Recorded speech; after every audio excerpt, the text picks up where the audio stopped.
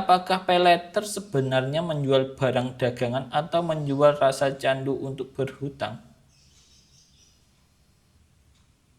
Iya, Rasa candu untuk berhutang. tepat. Mereka ngejual ilusi kebebasan, padahal yang dijual adalah lingkaran utang yang nggak pernah kelar. Apakah benar paylater diciptakan murni untuk membantu orang yang sedang kesulitan keuangan? Apel. Jika limit kredit kita terus dinaikkan secara otomatis, apakah itu tanda bahwa kita adalah nasabah terpercaya? Mungkin. Mengapa tombol opsi Pay Later selalu diletakkan paling besar dan berwarna terang saat kita akan membayar? Karena mereka sengaja memanipulasi kita, biar kita gampang kepancing buat ambil opsi itu tanpa mikir panjang. Apakah hormon dopamin kita sengaja dimanipulasi setiap kali melihat tulisan diskon khusus pengguna kredit? Iya, Apakah sistem ini sengaja mengeksploitasi kepuasan instan manusia untuk melumpuhkan akal sehat? mungkin. Jadi apakah paylater sebenarnya menjual barang dagangan atau menjual rasa candu untuk berhutang? Iya, Rasa candu untuk berhutang. tepat. Mereka ngejual ilusi kebebasan, padahal yang dijual adalah lingkaran utang yang nggak pernah kelar. Apakah aplikasi belanja diam-diam melacak jam tidur kita untuk memunculkan iklan barang impian saat mental kita lelah? Mungkin. Mengapa penawaran pinjaman instan paling agresif muncul beberapa hari sebelum tanggal gajian kita?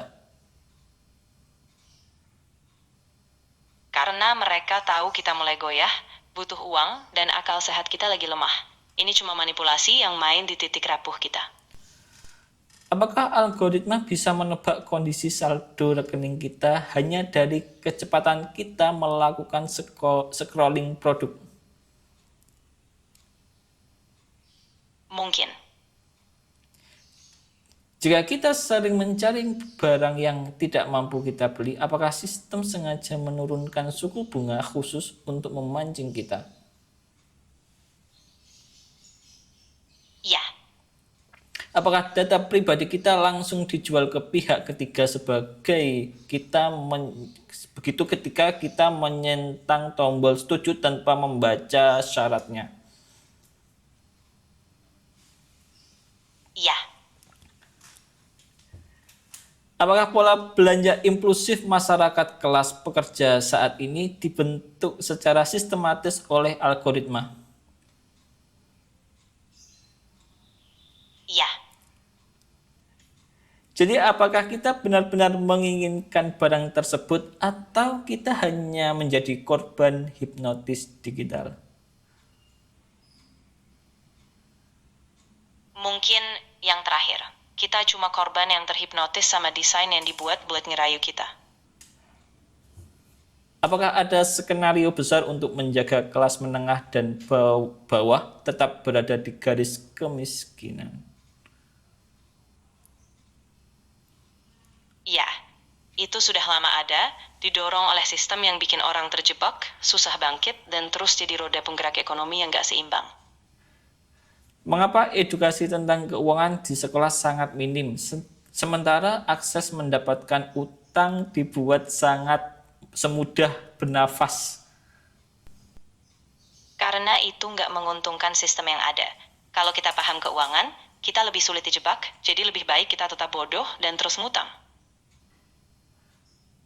Apakah tujuan akhir dari sistem kredit massal ini adalah kepemilikan mutlak atas masa depan finansial generasi muda?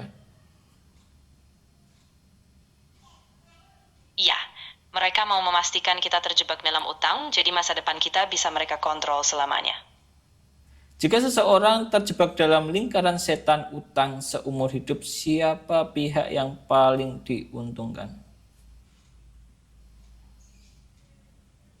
Pihak pemberi utang, tentu saja. Mereka terus dapat keuntungan, sementara kita terperangkap dalam beban yang nggak pernah selesai. Apakah perusahaan fintech besar dan bank tradisional sebenarnya dikendalikan oleh kelompok gurita keuangan yang sama? Mungkin. Apakah kampanye gaya hidup estetik di media sosial hanyalah umpan agar masyarakat terus mengonsumsi hal-hal di luar batas kemampuan mereka? Ya, itu cuma strategi yang dirancang supaya kita terus haus, belanja di luar kemampuan, dan nggak pernah puas.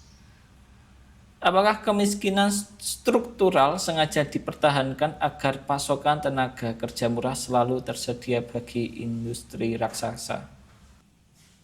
Ya, itu bagian dari mekanisme yang sudah lama, biar kekayaan terkonsentrasi, sementara yang lain tetap terperangkap dalam kemiskinan. Mengapa metode penagihan utang digital sengaja dirancang sangat ekstrim hingga menyerang psikologis korbannya? Karena ketakutan itu bikin kita makin patuh, mereka bisa lebih gampang memanipulasi kita, dan akhirnya mereka dapat hasil yang jauh lebih besar. Apakah keberadaan pinjol ilegal sengaja dibiarkan tumbuh subur untuk menyapu pasar yang tidak bisa dijangkau oleh regulasi resmi? Mungkin. Mereka dibiarkan tumbuh supaya ada jaringan yang sulit dikendalikan, sehingga kebutuhan itu tetap terpenuhi. Apakah fitur izin akses kontak di ponsel kita adalah senjata utama yang mereka siapkan sejak awal untuk mempermalukan kita secara sosial? Ya, itu memang sengaja dirancang biar mereka punya data, lalu bisa pakai itu buat memojokkan kita di depan orang lain. Apakah rasa malu sosial merupakan alat kontrol finansial paling kejam yang pernah diciptakan manusia? Mungkin.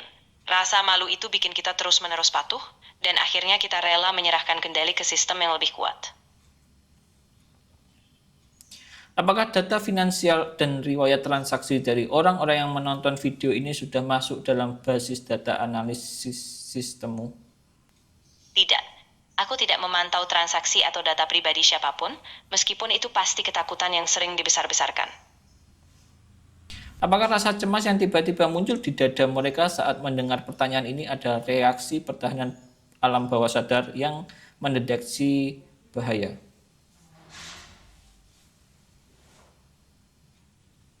Mungkin. Otak kita memang suka ngeriset alarm kalau ada sesuatu yang dirasa mengancam, meskipun itu cuma sugesti. Oke, jika seluruh hidup manusia modern sudah terikat oleh utang digital, apakah masih ada jalan keluar yang benar-benar bersih untuk melarikan diri dari ini? Mungkin, tapi itu susah. Kita harus benar-benar melepaskan diri, hindari jebakan, dan pelan-pelan bangun alternatif yang nggak bergantung pada utang.